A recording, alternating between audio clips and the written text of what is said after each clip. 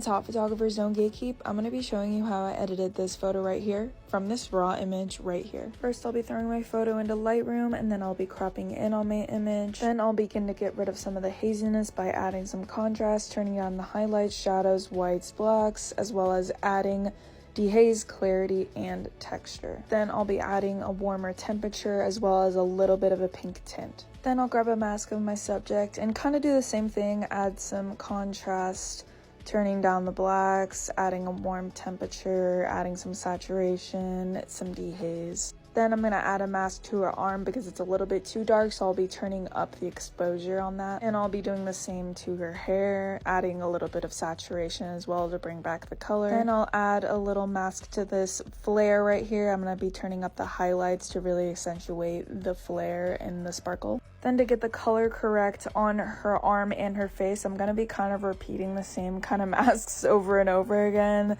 just to try to lighten up her face and her arm and make sure the color is right. Finally, we'll be moving on to the background. I'll be turning down the highlights, clarity, and texture to give it more of a dreamy, glowy look. Then I'll be cooling down the temperature, adding a pink tint and adding some saturation. Then I'll be adding a mask to the left half of the background. I'm going to be turning up the exposure to bring back some of the haze and glow. And that's pretty much it. Here's the before and after.